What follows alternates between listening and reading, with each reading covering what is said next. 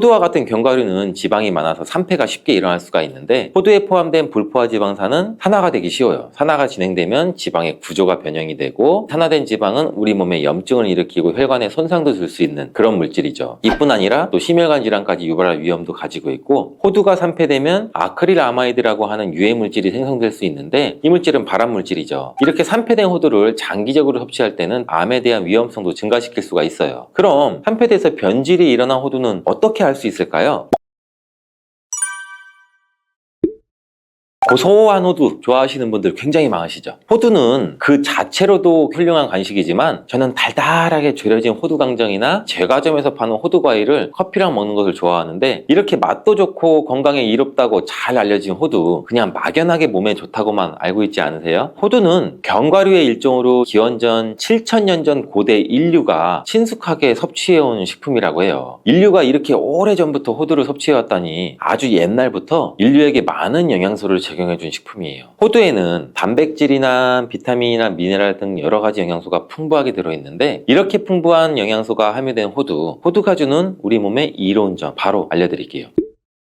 첫 번째 호두의 놀라운 효과는 바로 노화 방지예요. 호두에는 폴리페놀과 비타민 E 같은 강력한 항산화 물질이 풍부하게 들어있고 항산화 물질은 우리 몸의 유해산소를 제거하고 세포 손상을 방지하는 역할을 해주죠. 특히 노화 방지와 관련이 깊은 성분으로 이 피부 건강을 유지하고 노화 과정을 늦추는 데 도움이 될 수가 있겠죠. 또 면역력 향상에도 도움을 주고 감기나 질병에 대한 저항력을 키워주는데 자유라디칼은 우리 몸의 세포를 손상시켜서 노화와 관련된 여러 질병을 일으킬 수가 있어요. 호두에 함유된 항산화 물질은 자유라디칼로부터 세포를 보호해요. 세포의 노화를 늦추는데 중요한 역할을 해준다는 거죠. 또 호두에 풍부한 오메가3 지방산은 피부 건강에도 많은 도움이 되는데 피부 탄력을 유지하고 피부에 수분을 보충해 주는 데에도 꼭 필요한 성분이죠. 특히 피부가 노화되면서 생길 수 있는 주름과 피부 처짐을 예방하는 데도 매우 도움을 줄 수가 있죠. 두 번째 호두의 놀라운 효능은 바로 뇌 건강 유지예요. 호두의 외형이 뇌를 닮아 예로부터 머리가 좋아져 잘 알려져 있는데 외형만 닮았다고 뇌에 좋다는 것이 아닌 건 다들 알고 계시죠. 호두에는 오메가3 지방산이 풍부하게 들어있는데 오메가3는 주로 생선에서 많이 발견되는 성분이잖아요. 호두에도 그만큼 많은 양이 들어있어요. 해외 알츠하이머 저널에서는 호두가 산화 스트레스와 염증을 줄여주므로 알츠하이머 발병과 진행을 늦추거나 위험을 줄여준다는 연구 결과도 발표했는데 호두에는 이 오메가3 지방산인 알파리놀렌산이 풍부하고 이 성분은 뇌세포를 보호하고 인지 기능을 향상시키는 데 중요한 역할을 해주고 뇌 기능을 활성화시켜 치매와 같은 뇌질환을 예방하는 데 도움을 줄 수 있다는 거예요. 뇌 기능이 저하되지 않도록 돕는 호두는 노화로 인한 인지 저하를 늦추는 데도 굉장히 중요하고 호두에 들어있는 비타민 E 또한 풍부해서 뇌의 노화 방지에도 도움을 줄 수가 있죠. 비타민 E는 강력한 항산화 작용을 통해서 뇌세포를 보호하고 기억력과 인지 기능을 개선하는 데 도움을 주고 산화 스트레스로부터 뇌를 지켜줘요. 알츠하이머와 같은 치매를 예방하는 데 중요한 역할을 한다는 사실, 뇌 건강을 위해서는 이제부터 호두를 꼭 드시는 게 좋겠죠. 세 번째 호두의 효능은 바로 뼈 건강에 도움을 준다는 거예요. 호두가 뼈에 좋다는 사실 알고 계시나요? 좋은 영양소가 많이 들어있다는 것은 알아도 뼈에 좋다는 건 생소하신 분들이 있으신데 호두가 뼈 건강에 미치는 좋은 작용들 바로 알려드릴게요. 호두는 칼슘뿐 아니라 다른 중요한 성분들도 함유하고 있어서 뼈를 튼튼하게 만드는데 아주 효과적인 식품이에요. 호두는 칼슘과 마그네슘이 균형 있게 들어있는데 칼슘은 뼈를 구성하는 중요한 성분이지만 마그네슘 역시 뼈 건강에 필수적인 역할을 하죠. 마그네슘은 칼슘의 흡수를 돕고 뼈의 밀도를 유지하는 데 중요한 역할을 하죠. 이 두 성분이 적절히 균형을 이루면 뼈의 강도를 높이고 골다공증과 같은 질환을 예방할 수가 있는데 호두에 들어있는 오메가3 지방산은 뼈 건강에 직접적인 영향을 미치는 중요한 성분 중에 하나예요. 연구에 따르면 오메가3 지방산은 뼈의 형성을 촉진하고 뼈의 밀도를 높이는 데도 도움을 줄 수 있다고 해요. 이뿐 아니라 오메가3는 이세염증을 줄여주는 효과도 갖고 있고 관절염과 같은 염증성 질환에 걸리기 쉬운 사람들에도 굉장히 유익한 영향을 줄 수가 있어요. 호두의 놀라운 효능 네 번째는 바로 암 예방 효과예요. 호두는 항산화 작용과 항염증 작용 덕분에 암 예방 효과에도 효과적이라고 알려져 있는데 2022년 국제학술지에 실린 연구 자료를 보면 호두나 아마씨에 함유되어 있는 알파리놀렌산을 꾸준히 섭취하면 그렇지 않은 사람들과 비교해 심혈관 질환 위험률이 약 10% 정도 감소되고 관상동맥 심장질환 위험률은 20%나 줄어들었다고 해요. 그뿐 아니라 호두에는 이 폴리페놀과 엘라그산이 풍부하게 들어있는데 특히 이 엘라그산은 항암 성분으로 굉장히 유명해요. 엘라그산은 체내에서 엘라그산 대사물질로 변환돼서 암세포의 성장을 억제하는 데 도움을 주고 폴리페놀은 암세포의 확산을 막아주는 역할을 해주죠. 호두는 호두는 이뿐만 아니라 오메가3 지방산을 많이 함유하고 있는데 오메가3 지방산은 염증을 줄이는 효과가 있죠. 암은 염증성 질환과 관련이 깊은데 호두가 가진 염증 완화 효과는 암 치료에 있어서 중요한 보조 역할을 해줄 수 있다는 것도 알고 계시나요? 호두에 포함된 비타민 E와 셀레늄 등의 성분은 면역력을 증진시키는 데 도움을 주는데 암 환자에게는 면역력이 굉장히 중요해요. 호두는 면역 시스템을 강화시켜줘서 우리 몸의 방어막을 형성하는 데 큰 역할을 할 수가 있겠죠. 호두의 효능 정말 놀랍죠. 이렇게 몸에 좋고 맛도 좋은 호두, 이것들과 먹으면 효과가 배가 되는데 호두와 궁합이 굉장히 좋은 식품들을 바로 알려드릴게요.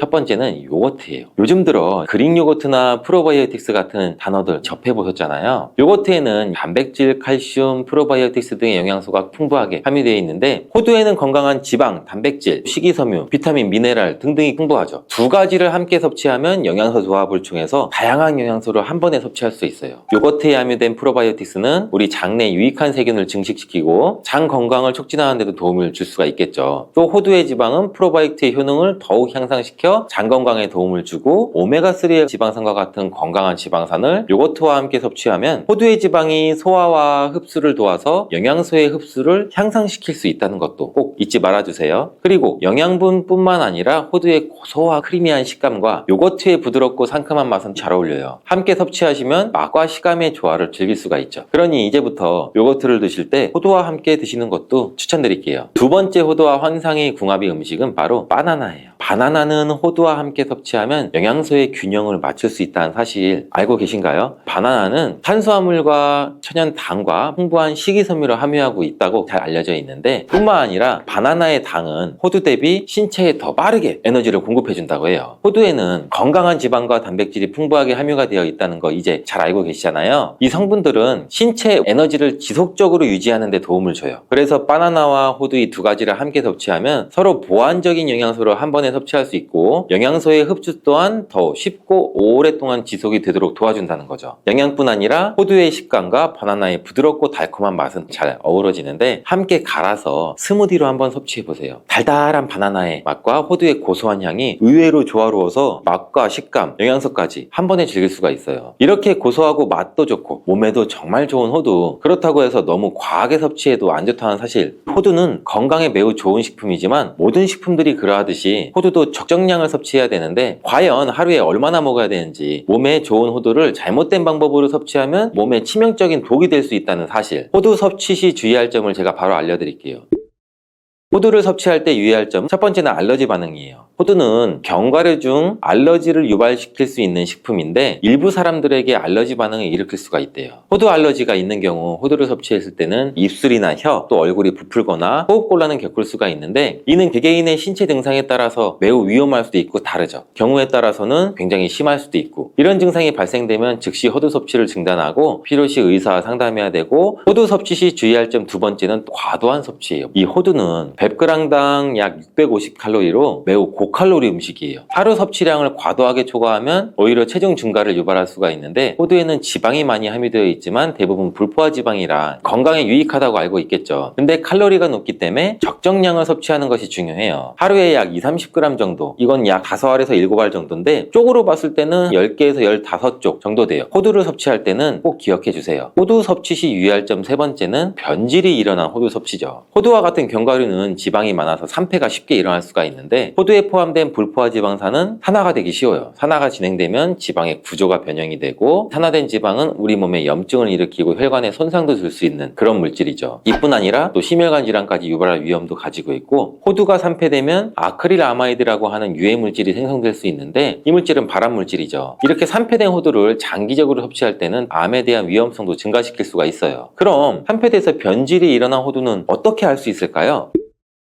이러한 호두를 구분하는 방법은 먼저 색상을 보는 거예요. 신선한 호두는 갈색이나 황금빛을 띠는데 산패된 호두는 색이 어둡게 변하고 부패한 느낌이 들어요. 또 산패된 호두는 비린내나 신내가 날 수 있고 신선한 호두는 자연스러운 고소한 향이 나요. 또한 맛도 다른데 신선한 호두는 말 그대로 고소한 맛인 반면 산패된 호두는 씁쓸하거나 오래된 기름향이 나죠. 썩은 것 같이 불쾌한 맛이 날 수가 있겠죠. 신선한 호두를 골랐다면 산패되지 않게 보관 반복도 중요한데 호두는 잘못 보관하면 쉽게 산패되기 때문에 주의가 필요해요. 호두는 원래의 껍질을 유지하는 것이 좋은데 껍질을 벗기지 않고 보관하면 외부에서의 영향이 미치는 걸 줄일 수가 있어 오랫동안 신선하게 유지가 되는데, 하지만 호두를 먹을 때마다 까야 되는 이 번거로움이 있잖아요. 이미 까진 호두를 많이 구입하시잖아요. 이런 호두는 공기와 빛에 노출되면 산패가 촉진되기 때문에 공기와의 접촉을 최소화해서 밀봉할 수 있는 용기에 담아 보관하거나 진공이나 밀봉팩을 사용하는 것이 좋아요. 호두는 온도와 습도에 민감해서 서늘한 냉장고에 보관하는 것이 가장 좋고, 이미 껍질을 벗긴 호두는 쉽게 산패할 수 있으니 냉장 보관 필수적이라는 거 잊지 마세요. 시래기에는 항산화 작용을 하는 비타민 C와 베타카로틴이 들어있어서 간 건강에 매우 좋은데요. 비타민 C는 보통 과일에 많이 함유가 되어 있다고 생각하실 텐데 시래기에도 비타민 C가 풍부하게 함유가 되어 있어요. 비타민 C는 강력한 항산화 작용을 가지고 있어서 우리 몸에 유해한 자유라디칼을 중화시키고, 특히 간은 우리 몸의 해독기관으로 해독작용을 잘하려면 항산화 물질이 필요한데 시래기를 섭취하면 이러한 항산화 성분들이 간의 해독작용을 도와줘서 간 기능을 강화하는 데 또 효과를 볼 수가 있죠. 또 시래기에는 미네랄인 칼륨 성분과 마그네슘도 풍부하게 함유하고 있어서 간 기능을 지원하고 우리 몸에 독소를 제거하는 데도 도움을 줄 수가 있어요.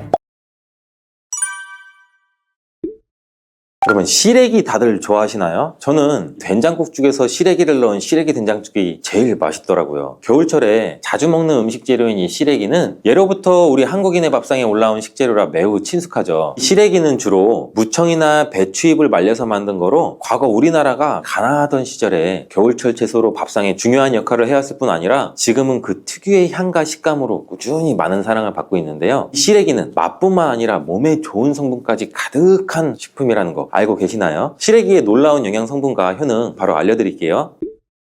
첫 번째 시래기의 효능은 바로 뼈 건강에 좋다는 거예요. 시래기와 뼈 건강? 잘 연관지어지지 않는데 놀라셨나요? 시래기에는 100g당 칼슘 함유량이 우유의 약 3배나 된다는 사실. 이렇게 시래기에는 칼슘이 풍부하게 들어있어서 뼈를 튼튼하게 유지하는 데 도움을 줄 수가 있어요. 뼈 건강에 칼슘이 좋은 역할을 한다는 거 다들 아시잖아요. 시래기는 칼슘뿐 아니라 뼈 건강에 필수적인 비타민 D와 비타민 K도 함유가 되어 있어요. 비타민 D는 뼈의 칼슘 합성을 도와주고 비타민 K는 뼈의 형성과 유지에 또 중요한 역할을 해주는데, 비타민 K는 오스테오칼신이라는 단백질의 생성을 촉진시켜서 뼈의 형성을 돕죠. 또 뼈의 분해를 억제해서 뼈 손실을 예방하는 효과도 있고, 그래서 시래기를 꾸준히 섭취하면 칼슘과 함께 다양한 미네랄들이 뼈에 좋은 영향을 미쳐서 건강한 뼈를 유지하는 데 효과적이에요. 시래기를 잘 익혀서 먹으면 더 흡수율도 좋아지는데 이는 뼈 건강에 굉장히 중요한 부분이라고 할 수가 있어요. 특히 중년과 노년층에서는 뼈의 밀도가 낮아져 골다공증이나 골절 위험률이 높아지기 때문에 칼슘을 충분히 섭취하는 것이 중요해요. 두 번째, 시래기는 장 건강에 좋은 영향을 미쳐요. 시래기는 식이섬유가 매우 풍부한 식품인 거 다들 아시잖아요. 시래기는 무청을 말린 건데 그늘에 말리기만 했을 뿐인데 식이섬유가 무청의 4배 정도 된다는 사실 신기하죠. 시래기에 함유된 식이섬유는 장내의 물과 함께 팽창해서 변을 부드럽게 만들어줘서 장 운동도 원활하게 도와주는데, 이러한 작용은 장의 연동 운동을 촉진시키고 변비 예방에도 장 건강을 유지하는 데 효과적이에요. 또한 이러한 시래기는 장내 유익한 세균에게 영향을 공급하는 역할도 같이 해요. 장내 유익한 세균은 이 시래기의 식이섬유를 먹고 번식하고, 또한 장에 좋은 유익균이 자랄 수 있는 환경을 만들어주고, 이는 장내 세균의 다양성과 균형을 유지하는 데 도움을 줄 수 있어요. 유익균들이 장 건강에 중요한 역할을 하기에 시래기를 드심으로 장의 환경을 개선시킬 수가 있겠죠. 이뿐 아니라 시래기에는 항염증 작용을 하는 플라보노이드와 폴리페놀 등의 식물성 화합물이 함유가 되어 있는데, 이러한 식물성 화합물은 우리 몸에 염증을 제거하고 장내 염증을 감소시키는 데도 도움을 줄 수가 있겠죠. 시래기는 장을 건강하게 유지하고 장에서 발생할 수 있는 다양한 질병을 예방하는 데 도움이 될 수 있어요. 장 건강을 생각한다면 이제부터 시래기 섭취해야 되겠죠. 시래기의 놀라운 효능 세 번째는 간 해독 능력이에요. 건강에 매우 좋은데요. 비타민 C는 보통 과일에 많이 함유가 되어 있다고 생각하실 텐데 시래기에도 비타민 C가 풍부하게 함유가 되어 있어요. 비타민 C는 강력한 항산화 작용을 가지고 있어서 우리 몸에 유해한 자유라디칼을 중화시키고, 특히 간은 우리 몸의 해독기관으로 해독작용을 잘하려면 항산화 물질이 필요한데 시래기를 섭취하면 이러한 항산화 성분들이 간의 해독작용을 도와줘서 간 기능을 강화하는 데 또 효과를 볼 수가 있죠. 또 시래기에는 미네랄인 칼륨 성분과 마그네슘도 풍부하게 함유하고 있어서 간 기능을 지원하고 우리 몸에 독소를 제거하는 데도 도움을 줄 수가 있어요. 간은 알코올이나 지방이나 환경적 유해 물질 처리하는 중요한 역할을 하는 기관이기 때문에 시래기를 자주 섭취하는 것도 간 건강에 큰 도움이 될 수 있다는 거 기억해 주세요. 네 번째 시래기의 효능은 바로 혈관 건강. 시래기에는 다양한 영양소가 들어있는데 특히 혈압을 안정시키는 데 도움을 줄 수 있는 칼륨 성분도 많이 들어있어요. 칼륨은 나트륨과 균형을 맞춰서 혈압을 조절하는데 효과적인데, 칼륨은 나트륨을 체외로 배출시키는 역할도 하고 혈압을 조절하는 데 도움을 주고, 또 시래기에는 비타민 K도 포함되어 있어요. 비타민 K는 혈액 응고를 조절하고 혈관을 건강하게 유지하는 데 중요한 역할을 하죠. 고혈압은 혈관 건강에 해로운 영향을 미칠 수가 있고, 칼륨이 풍부한 시래기를 섭취하면 혈압 조절하는데 조금이나마 도움을 줘서 혈관 건강을 유지할 수가 있겠죠. 국립농업과학원에서 시래기를 가지고 연구를 진행한 것도 있었는데, 시래기를 5주 동안 꾸준하게 섭취한 실험 쥐군들의 혈압이 일반 대조군 쥐들에 비해서 혈압의 23%나 유의미하게 감소됐다는 결과예요. 특히 혈압을 걱정하시는 노년분들은 시래기를 꾸준히 섭취하면 혈관 건강을 지키고 고혈압이나 동맥경화 같은 질병을 예방하는 데에도 도움을 줄 수가 있겠죠. 몸에 좋은 시래기, 이것과 먹으면 찰떡궁합인 거 혹시 아세요? 시래기와 함께 먹으면 좋은 음식을 알려드릴게요.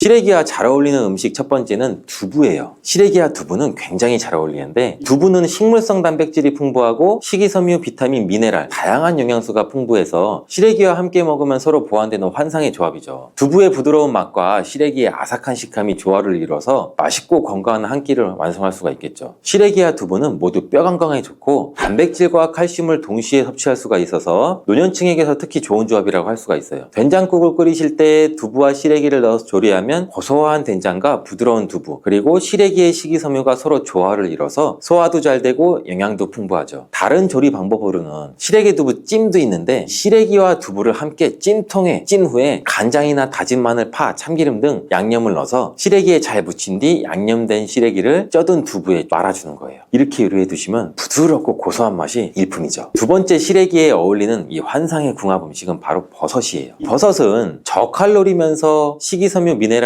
풍부한 음식인데 또 항산화 물질도 굉장히 많죠. 면역력 강화에도 매우 좋고 다이어트와 건강에도 좋은 음식이에요. 버섯에는 비타민 D가 풍부해서 뼈 건강에 좋고 항암 효과도 있다고 알려져 있고, 버섯 또한 칼륨이 함유되어 있어서 혈압을 조절하는 데 도움을 줄 수가 있어요. 시래기와 버섯을 함께 조리하면 서로의 영양이 보완되고 잘 결합돼서 더욱 건강한 요리를 만들 수가 있고, 시래기와 버섯을 함께 넣고 찌개나 국을 만들면 시래기의 깊은 맛과 버섯의 향긋하고 고소한 향이 어우러져서 맛도 좋고 영양도 가득한 한 끼가 될 거예요. 제가 추천하는 요리법은 시래기와 버섯을 밥에 함께 넣고 밥을 짓는 건데, 이렇게 밥을 짓게 되면 조리도 간편하고 고소한 맛과 식감이 어우러진 시래기 버섯밥이 완성돼요. 꼭 한번 드셔보세요. 이 세 번째, 시래기와 된장은 궁합이 굉장히 잘 맞아요. 많은 분들이 시래기 하면 된장국 떠오르는 거예요. 시래기 된장국은 많은 분들이 좋아하는 국인데, 된장국에 들어가는 된장을 콩을 발효시켜 만든 전통적인 한국의 발효식품이죠. 장 건강에는 매우 좋은 거 다들 아실 거고, 된장은 유산균이 풍부해서 장에 좋은 영향을 미치고 단백질과 다양한 아미노산을 함유하고 있는데, 시래기와 함께 먹으면 장 건강을 더욱 향상시킬 수가 있어요. 시래기는 부드럽고 고소한 맛을 가지고 있어서 된장과 함께 조리하면 이 된장의 구수한 맛과 시래기의 고소한 맛이 조화롭게 어우러지고, 된장의 그 짭짤한 맛이 시래기의 은은한 맛을 잘 살려줘서 된장찌개나 국에 시래기를 넣으면 깊고 풍부한 맛을 낼 수가 있어요. 두 음식의 조합이 장 건강을 지켜줄 뿐 아니라 맛있고 건강한 식사를 즐길 수 있게 해주겠죠. 이렇게 몸에 좋고 맛있는 시래기도 어떤 분들한테는 독이 될 수 있다는 거 아세요? 몸에 유익한 영양 정보도 중요하지만 섭취할 때 유의할 점도 꼭 아셔야 돼요. 시래기 섭취 시 주의해야 될 분은 바로 알려드릴게요. 시래기 드실 때 이런 분들은 꼭 주의해야 돼요.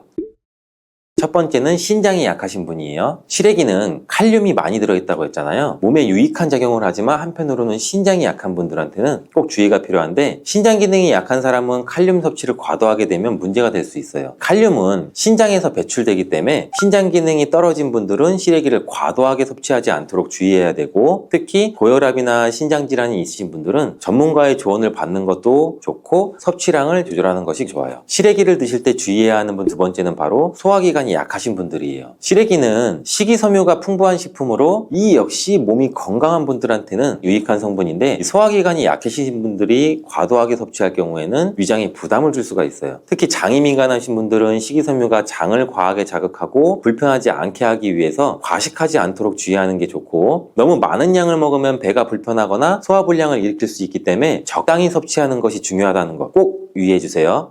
꿀은 그 자체로도 또 많은 약효가 있어요. 천연 항생제인 프로폴리스로 인해서 면역력을 높여주고 피로회복도 도와주고 위장 기능도 강화시켜주고 이렇게 도움을 주는 효능이 굉장히 많이 갖고 있는데, 특별히 이 건조된 기관지를 촉촉하게 해주는데 굉장히 좋은 효과가 있어서 기침이나 가래를 완화시켜주는 약성도 가지고 있어요. 그래서 우리 흔히 약국에 가시면 프로폴리스 스프레이도 많이 추천을 해주시잖아요. 그래서 목 아프신 분들, 기침이 많이 나시는 분들한테서 많이 추천을 해주시기도 해요. 이렇듯 꿀과 함께 드시면 또 시너지 효과가 나타나 보약이나 다름없는 식품 5가지를 제가 바로 지금 소개해 드릴게요. 첫 번째는 바로 계피예요. 계피와 꿀이 만나면 여러 가지 효능들이 있는데, 계피는 오래전부터 이 자연요법으로도 많이 사용된 식재료예요. 꿀과 계피의 조합으로 효능이 배가 된다는 것은 굉장히 많은 실험을 통해서 밝혀진 바 있고, 겨울철이 되면서 관절도 여기저기 많이 쑤셔서 힘드신 분들 많으시죠? 꿀과 이것을 함께 드시면 관절염과 기침 감기가 싹 사라집니다. 예로부터 꿀물로 기침을 다스리기도 했는데 알고 계시죠? 고대 그리스에서는 꿀을 신들의 음식이라고 부르기도 했고, 꿀은 인류 역사상 가장 오래된 천연 감미료이자 약재로 굉장히 많이 사용했어요. 이집트에서는 미라를 만들 때에도 꿀을 사용하기도 했고요. 꿀은 약으로 쓰일 만큼 우리 몸에 정말 좋은 효능들이 굉장히 많이 있는데, 잘못 먹으면 약효가 하나도 없을 뿐만 아니라 오히려 몸을 해치는 독이 될 수도 있다는 사실도 혹시 알고 계신가요? 꿀의 종류와 절대 먹으면 안 되는 꿀과 좋은 꿀을 고르는 방법, 그리고 꿀과 함께 먹으면 좋은 최고의 음식 5가지, 제가 지금 꿀에 대해서 모든 것을 한번 알려드릴게요. 이 꿀에는 굉장히 여러 종류가 있는데, 꿀벌들이 꽃을 통해서 꿀을 만드는 것은 뭐 누구나 잘 알고 계신 거죠. 꿀벌이 꽃의 밀선에서 분비되는 자당을 먹었다가 다시 토해내는 과정을 거치는데, 꿀벌의 효소에 의해서 과당과 포도당으로 또 분해가 돼요. 그래서 점성이 있는 액체가 되죠. 이것이 우리가 아는 꿀이 되는 거예요. 또 꽃의 종류에 따라서 꿀의 이름도 달라지게 돼요. 우리가 잘 알고 흔히 볼 수 있는 아카시아 꿀, 굉장히 유명하죠. 그 외에도 밤꿀, 쌀이꿀, 유채꿀 뭐 등등 꽃의 종류에 따라서 꿀의 맛과 향이 조금씩 다른 특징이 있죠. 여러 가지 꽃을 통해 만들어진 꿀은 잡화꿀이라고 그래요. 이런 꽃을 통해서 만들어진 이 천연꿀 말고 벌에게 억지로 설탕을 먹여서 만든 꿀이 있는데, 이거는 또 사양꿀이라고 하죠. 이 사양꿀은 일반적으로 천연꿀에 비해서 가격은 상대적으로 저렴하고 대량으로 생산이 가능하다는 장점이 있죠. 하지만 이 사양꿀은 천연꿀에 비해서 영양가가 낮고 인공적인 향과 맛이 첨가될 수가 있어요. 따라서 우리는 꿀을 선택할 때 사양꿀인지 천연꿀인지 확인을 기본적으로 하시고 구매를 하셔야 되는데, 꿀에 사양꿀인지 천연꿀인지는 표기가 되어 있지 않은 경우도 많아요. 이때는 탄소 동위원소 비율을 확인하시면 구분할 수 있어요. 천연꿀의 탄소 동위원소 비율은 22%에서 33% 정도 되고, 이 탄소 동위원소 비율이 낮을수록 좋은 꿀이라고 해요. 사양꿀이나 꿀 음료는 거의 설탕물이나 다름없으니 반드시 천연꿀을 구매해서 드시기를 바라요. 꿀을 보관하는 방법을 알려드리자면, 꿀은 절대로 썩지 않는다는 말도 있어요. 그 이유는 꿀에는 향균 작용이 있는 이 프로폴리스 성분이 포함되어 있기 때문인데, 주의하실 것은 직사광선이 없는 서늘한 곳에 보관하시고, 꿀을 덜으실 때는 이 오염되지 않은 스푼 같은 것을 사용하시면 좋습니다. 가끔 꿀을 냉장고에 보관하시는 분들이 있는데, 꿀을 냉장고에 보관하면 하얀 침전물이 생길 수가 있어요. 그리고 또 오래되면 층이 분리되는 현상이 나타날 수 있으니 주의하시는 게 좋고요. 꿀은 그 자체로도 또 많은 약효가 있어요. 천연 항생제인 프로폴리스로 인해서 면역력을 높여주고 피로회복도 도와주고 위장 기능도 강화시켜주고 이렇게 도움을 주는 효능이 굉장히 많이 갖고 있는데, 특별히 이 건조된 기관지를 촉촉하게 해주는데 굉장히 좋은 효과가 있어서 기침이나 가래를 완화시켜주는 약성도 가지고 있어요. 그래서 우리 흔히 약국에 가시면 프로폴리스 스프레이도 많이 추천을 해주시잖아요. 그래서 목 아프신 분들, 기침이 많이 나시는 분들한테서 많이 추천을 해주시기도 해요. 이렇듯 꿀과 함께 드시면 또 시너지 효과가 나타나 보약이나 다름없는 식품 5가지를 제가 바로 지금 소개해 드릴게요.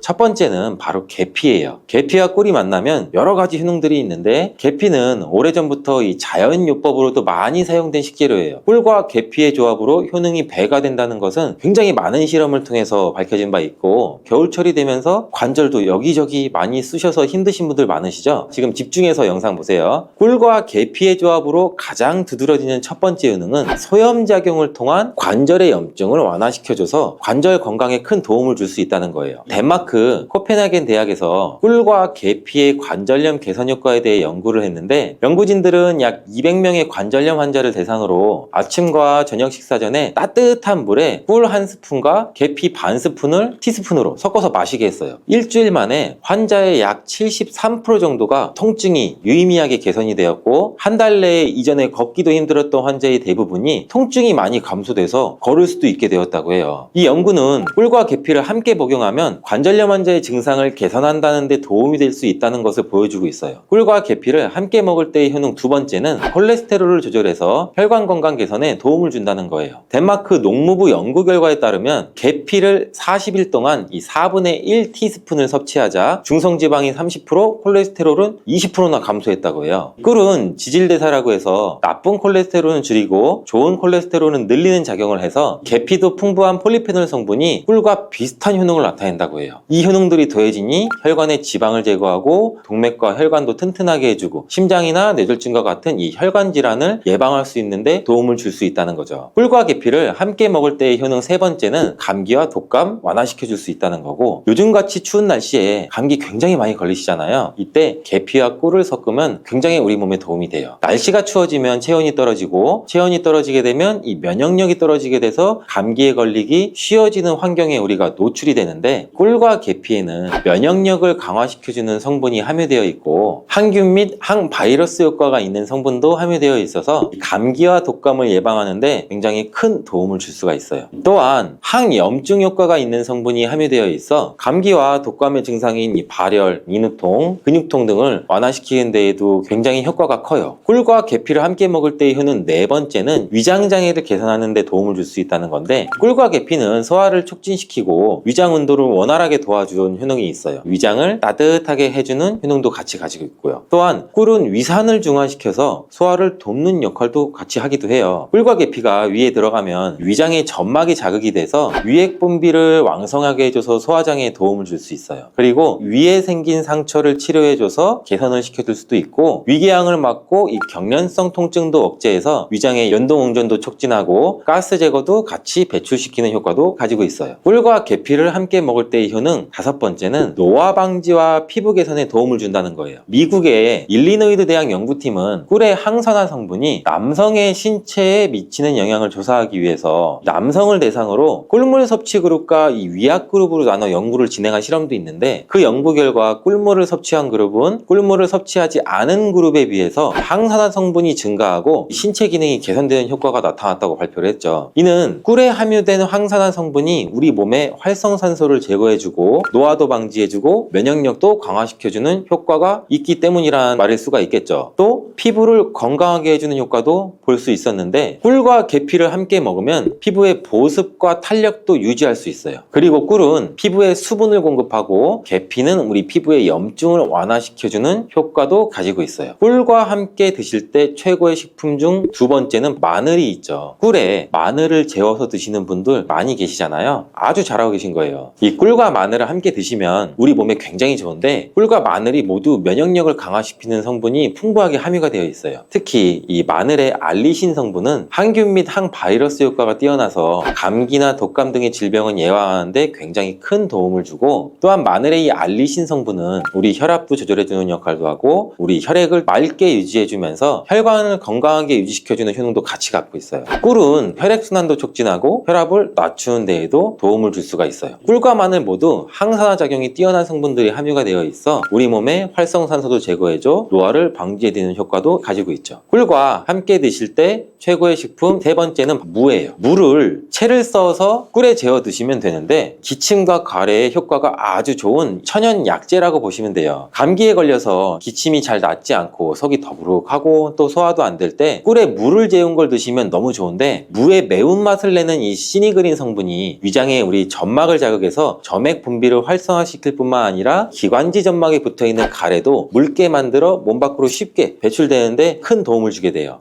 꿀은 기침의 약재로 많이 쓰이게 되는데 영국에 있는 옥스퍼드 대학 연구팀이 감기 환자 약 1761명을 대상으로 조사한 결과 꿀을 먹은 환자는 감기 증상이 개선이 되고 치료 기간 또한 단축된다는 효과가 있었다고 보고되었는데 한 연구에 따르면 알러지 감기 치료에 사용되는 이 항히스타민제인 디페니드라민 성분을 복용한 환자보다 꿀을 먹은 환자가 기침의 빈도와 정도가 더욱 개선되었다고 해요. 꿀과 함께 드실 때 최고의 식품 네 번째는 바로 오미자예요. 오미자와 꿀이 만나면 우리 몸의 호흡기 질환, 만성 기침에 굉장히 좋은 효능이 있는데 요즘같이 찬바람이 불면 목이 건조해지면서 마른 기침이 계속 나와 또 힘들 수가 있죠. 또 마른 기침이 계속 나지만 가래가 없는 분들 장기침이 계속 나와서 기침을 많이 하면 가슴도 아프잖아요. 그리고 또 일상생활 하는데 지장도 많이 있고 불편하신 분들이 굉장히 많잖아요. 이런 분들한테는 꿀과 오미자가 정말 좋은 조합이에요. 오미자는 폐와 기관지를 촉촉하게 해줘서 이런 마른 기침에도 효과적입니다. 꿀과 함께 드실 때 최고의 식품 다섯 번째는 바로 생강이에요. 생강을 채로 잘게 썰거나 갈아서 꿀에 재워서 드시면 되는데 꿀생강은 기침에 당연히 좋고 몸에 찬 기운이 돌고 혈액순환이 안 되는 것 같을 때 드시면 더욱더 좋아요. 몸을 따뜻하게 데워주는 효과가 있고 감기 초기 그리고 몸살이 났을 때도 드시면 컨디션을 회복하는데 굉장히 큰 도움을 받을 수가 있죠. 또한 소화불량일 때에도 꿀생강을 드시면 속이 편안해지는 것도 느껴보실 수 있을 거예요. 빈혈이 있는 분들이 들깨를 꾸준히 섭취를 하시면 이 빈혈도 개선하는데 굉장히 많은 도움을 받을 수가 있어요. 이렇게 좋은 들깨가 가장 취약한 단점이 있어요. 그건 바로 열에 약하고 쉽게 산패된다는 거예요.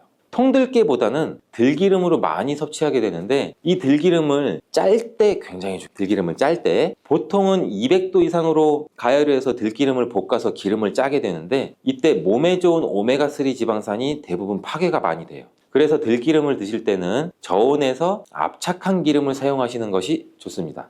저온 압착류 또는 생들기름이라고도 하는데 이 기름을 요리에 사용할 때도 열에 오랫동안 가열하지 말고 요리가 끝나갈 무렵에 촉촉촉 이렇게 들기름을 넣어 주시거나 먹기 직전에 드레싱해서 드시는 게 굉장히 좋습니다. 또한 이 들기름은 산패가 쉽게 되는데 이 들기름이 산패되면 벤조피렌이라는 물질이 생성되는데 이게 1급 발암 물질이에요. 이 산패된 들기름을 지속적으로 드시게 되면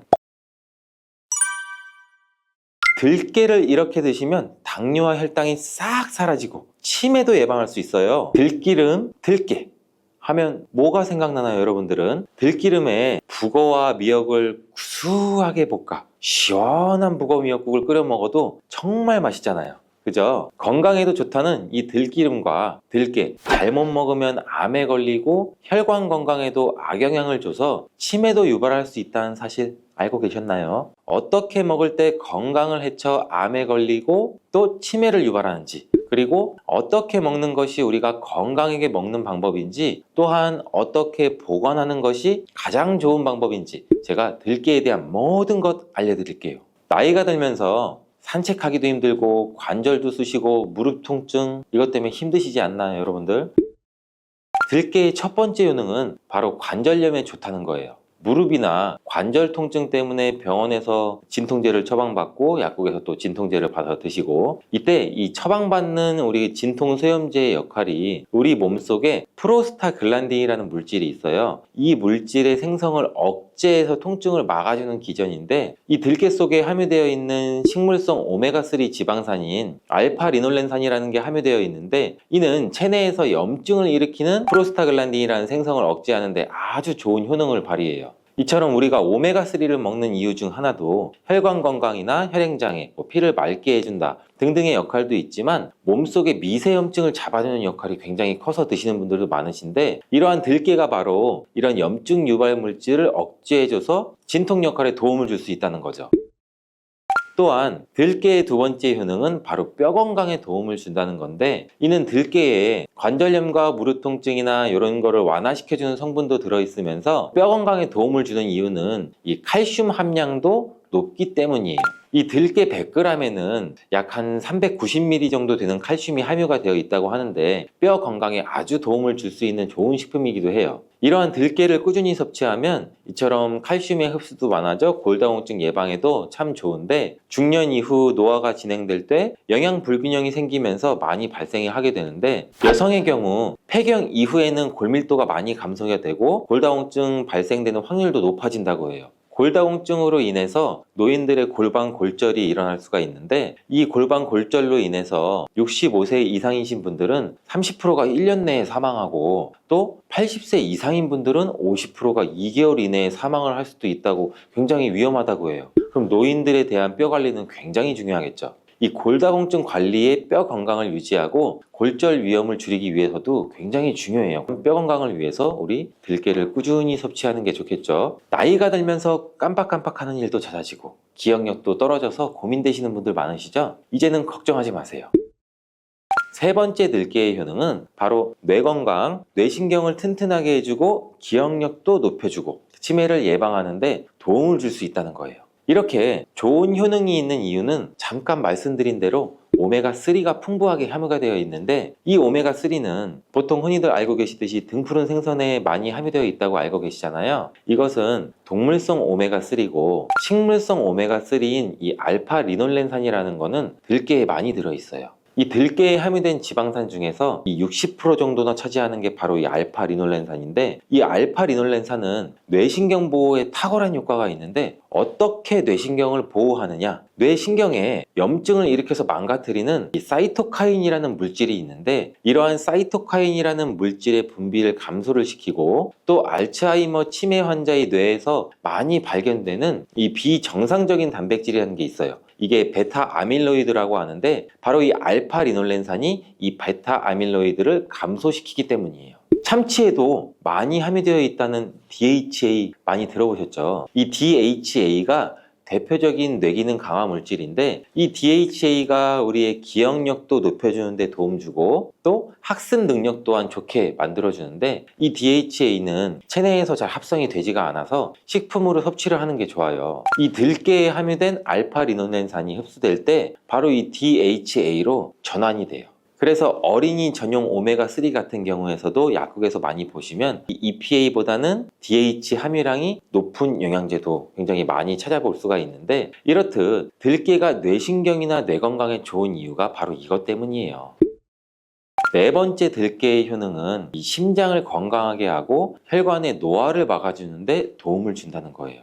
이 알파 리놀렌산이 체내에 흡수될 때 DHA로 변환된다고 제가 말씀드렸잖아요. 그뿐만 아니라 EPA로도 변환이 되는데, 이 EPA가 어떤 역할을 하냐면 바로 혈소판 응집을 억제해서 혈관에 혈전이 생기는 것도 막아주는 효능도 같이 가지고 있어요. 물론 혈액순환도 도와주겠지만, 그리고 혈관은 튼튼하게 하는 효능과 혈액의 중성지방과 나쁜 콜레스테롤인 LDL을 낮추고 또 좋은 콜레스테롤인 HDL을 높여주는 역할도 같이 해요. 이 미국의 심장협회에서는 허혈성 뇌졸중이나 심장마비로 인한 돌연사, 관상동맥 질환 등의 위험을 감소시키기 위해서 매주 1회에서 2회 이상 오메가3 지방산이 풍부한 등푸른 생선을 섭취하는 것이 도움을 준다고도 발표를 했어요. 근데 이 오메가3 지방산의 함량을 살펴보면 이 100g당 오메가3 지방산의 함량이 연어에는 한 11.5g, 고등어에는 9.9g, 들깨에는 무려 63.1g이나 함유가 되어 있다고 해요. 굉장히 많이 함유되어 있죠. 이렇듯 들깨에는 연어에 비해서 5배 이상 들어있다는 건데, 들깨를 꾸준히 드셔서 혈관도 건강하게, 심장도 튼튼하게 유지하시기 바라겠습니다. 다섯 번째 들깨의 효능은 바로 변비에 좋다는 거예요. 이 들깨의 껍질에는 식이섬유가 굉장히 풍부한데, 들깨 100g에는 약 18g 정도로 풍부한 식이섬유가 함유가 되어 있어요. 이 식이섬유는 우리 장내에서 수분을 흡수하게 되는데, 이 수분을 흡수하게 되면 대변도 무르게 해주고 장 운동도 촉진해서 변비를 예방하는 데 도움을 줘요. 또한 불포화 지방산도 굉장히 풍부한데, 들깨에 함유되어 있는 이 리놀렌산이 대장의 염증도 억제해주고 변비로 인해서 발생할 수 있는 이 대장 질환 또한 예방하는 데 도움도 줄 수 있어요. 여섯 번째 들깨의 효능은 바로 이 췌장을 건강하게 하는 데 도움을 준다는 거예요. 들깨에는 또 루테올린이란 성분이 풍부하게 들어있는데, 이 성분은 몸 안에서 인슐린에 대한 반응도를 높이는 기여를 해요. 이게 무슨 말이냐면 우리 췌장에서 인슐린이 분비가 되죠. 인슐린이 조금만 분비하게 돼도 몸 안에서 이 인슐린에 대해서 반응을 잘하면 혈당이 급격히 올라가는 것도 막아주고 또 췌장에서 인슐린 분비도 멈추는 역할을 하겠죠. 이렇게 췌장의 부담을 많이 덜어줄 수 있다는 거예요. 루테올린을 통한 인슐린 반응도가 높아지면 당뇨도 예방할 수 있고 혈당 조절에도 많은 도움을 받을 수 있어요. 일곱 번째 들깨의 효능은 알레르기성 질환을 예방하는 데 도움을 주는 건데, 들깨에 오메가3 지방산이 많이 함유되어 있다고 했잖아요. 이 오메가3 지방산이 염증을 억제하고 면역력을 강화시키고 이러한 효과가 있어서 알레르기 증상도 예방하고 완화시키는 데 도움도 줄 수 있어요. 그리고 또 비타민 E가 풍부하게 함유가 되어 있는데, 이 비타민 E는 항산화 작용이 뛰어나고 알레르기 반응을 일으키는 물질인 히스타민의 분비를 억제하는 효과도 있어요. 여러분들이 처방받는 항히스타민제 굉장히 유명한 제품들 많잖아요. 약국 가면 이거와 기스탄 비전이라고도 뭐 어찌 보면 그렇게 볼 수가 있겠죠. 여덟 번째 들깨의 효능은 빈혈에 좋다는 거예요. 들깨에 약 100g에는 철분이 14mg 정도 함유가 되어 있는데, 이는 시금치의 약 2배에 해당이 돼요. 시금치보다도 이 철분 함량이 높아서 빈혈에 도움을 줄 수도 있고, 그뿐 아니라 이 들깨에 함유된 비타민 B12라는 성분은 이 조혈작용, 즉 피를 만들어주는 작용을 도와주는데, 이 조혈작용이란 그 혈액 속에 혈구를 어떻게 보면 만들어내는 과정을 말하죠. 빈혈이 있는 분들이 들깨를 꾸준히 섭취를 하시면 이 빈혈도 개선하는데 굉장히 많은 도움을 받을 수가 있어요. 이렇게 좋은 들깨가 가장 취약한 단점이 있어요. 그건 바로 열에 약하고 쉽게 산패된다는 거예요. 통들깨보다는 들기름으로 많이 섭취하게 되는데, 이 들기름을 짤 때 굉장히 좋아요. 들기름을 짤 때 보통은 200도 이상으로 가열을 해서 들기름을 볶아서 기름을 짜게 되는데, 이때 몸에 좋은 오메가3 지방산이 대부분 파괴가 많이 돼요. 그래서 들기름을 드실 때는 저온에서 압착한 기름을 사용하시는 것이 좋습니다. 저온 압착류 또는 생들기름이라고도 하는데, 이 기름을 요리에 사용할 때도 열에 오랫동안 가열하지 말고 요리가 끝나갈 무렵에 촉촉촉 이렇게 들기름을 넣어 주시거나 먹기 직전에 드레싱해서 드시는 게 굉장히 좋습니다. 또한 이 들기름은 산패가 쉽게 되는데, 이 들기름이 산패되면 벤조피렌이라는 물질이 생성되는데, 이게 1급 발암 물질이에요. 이 산패된 들기름을 지속적으로 드시게 되면 발암 물질을 계속 먹게 되는 거죠. 그래서 이 들기름의 사용 기간 또한 지켜주시는 게 좋은데, 보통은 2달 이내로 드시는 게 가장 좋고, 개봉을 하셨다면 1달 이내에 소비하는 것을 추천드립니다. 어떻게 보면 어린이 시럽이랑도 비슷하죠, 유통기한이. 이 들깨는 또한 보관 방법도 굉장히 중요해요. 신문지나 검은 비닐 이런 걸로 감싸서 빛을 차단하고 밀봉한 상태에서 반드시 냉장 보관하시기를 추천해 드립니다. 실온에 두신다면 들기름의 산패는 급속히 진행이 돼요. 근데 이 들기름을 오래 보관할 수 있는 방법도 있는데, 이것은 참기름과 섞어서 보관하는 거예요. 이 참기름에는 비타민 E와 세사몰이라는 성분이 있는데, 이 성분이 들기름의 산패를 막아줘서 도움을 주죠. 이 세사몰이라는 성분은 참기름을 고온에서 볶거나 기름을 짜는 과정에서 생성되는 물질인데, 이 때문에 다른 기름에 비해 참기름이 산패가 느리고 지속성이 좋은 거예요. 그래서 들기름과 참기름을 7:3, 8:2 정도로 섞어서 보관하시면 조금 더 오래 보관할 수가 있습니다. 근데 들깨를 기름으로 드시게 되면 들깨 껍질을 섭취할 수가 없잖아요. 들깨 껍질에 몸에 좋은 식이섬유와 대표적인 항산화 물질인 이 페놀 성분들을 다 버리게 되는 거예요. 그래서 들깨를 제대로 드시려면 들기름보다도 통들깨 자체로 드시는 게 좋은데, 우리 마트 많이 가잖아요. 마트에 가면은 통들깨보다도 들깨 가루를 굉장히 많이 판매해요. 이 들깨 가루는 산패가 빨리 되기 때문에 통들깨를 구매해서 드시는 것을 추천을 드리고, 이 통들깨를 구매하시면 그 안에 작은 돌이라든지 이물질이 또 많이 들어있겠죠. 그래서 세척도 잘 해주셔야 돼요. 제가 세척하는 법 알려드릴게요. 먼저 들깨를 물에 담가 씻어요. 그리고 물 위에 동동 뜨는 것만 얇은 채로 걷어서 옮겨주시고, 이렇게 반복하게 되면 바닥에 이제 돌이나 이물질만 남게 되는데, 또 이거를 버리고 또 물에 담가 씻어주고, 또 물 위에 뜨는 것만 채로 살짝 걷어서 옮겨주시고, 이 작업을 한 3-4번 정도 반복해 주시면 되는데, 이렇게 하면 통들깨를 깨끗하게 세척할 수가 있죠. 깨끗하게 세척한 통들깨는 자연 건조해줘도 되지만 시간이 오래 걸리니까 팬에 담아서 약한 불로 건조해 주시거나, 아니면 쉬운 방법은 집에 있는 전자레인지를 이용하셔서 건조시키면 돼요. 근데 전자레인지를 이용한 건조 방법을 제가 알려드릴게요. 세척한 통들깨를 접시에 담아서 한 5분 정도 돌려주시면 돼요. 이때 수시로 상태를 확인해 줘야 돼요. 아직 건조가 5분 정도면 건조는 덜 됐을 거예요. 근데 오랜 시간 전자레인지에 돌리면 들깨가 탈 수가 있죠. 이렇게 5분 정도씩 돌려가면서 중간중간 상태를 확인해주고 완전히 건조될 때까지 이 작업도 반복해 주시면 돼요. 이 완전히 건조된 통들깨는 그냥 스푼으로 떠서 드셔도 되고 먹을 만큼씩 믹서기에 갈아서 음식에 넣어서 드셔도 되고 통들깨 자체로도 음식에 넣어 드셔도 되죠. 이렇게 하시면 들깨를 산패되지 않은 채로 신선하고 건강하게 버리는 거 없이 드실 수가 있습니다.